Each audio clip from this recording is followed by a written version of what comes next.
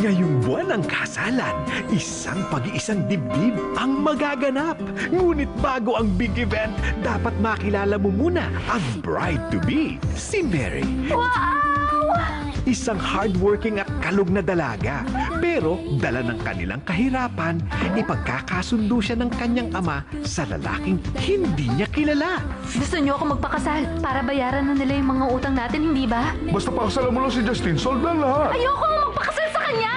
Para makatakas sa kasunduan, maghahanap siya ng lalaking magliligtas sa kanya. Diyos ko, ano gagawin ko? Okay ka lang ba? Alimutan mo na! Ang lalaking yun!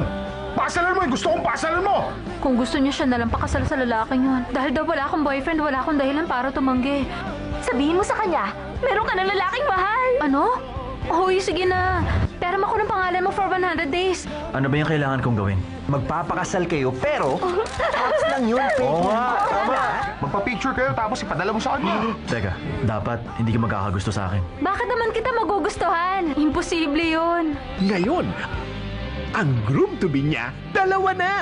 Bibigyan ko siya ng pagkakataon na mamili kung sino ang gusto niya. Sino ang dapat niyang piliin? Si Mr. Perfect? O ang rocker na perfect sa puso niya? This June, you're invited sa isang super romantic Korean novela. Paano ko siya ngayon makikita? Ang cool niyang tignan. Ang gwapo mo kanina. Gusto mo na ako. Paliw, wala akong gusto sa'yo, no? Starring Korea's hottest stars, Kim Jae-wook, Moon Gun-young, and Jang Gun-suk. Ang sabi mo, gagawin mo ang best mo. Kaya dapat mag-alala na ako ngayon. Mapapa-aido ka sa kilig sa tanong na Marry Me, Mary ngayong June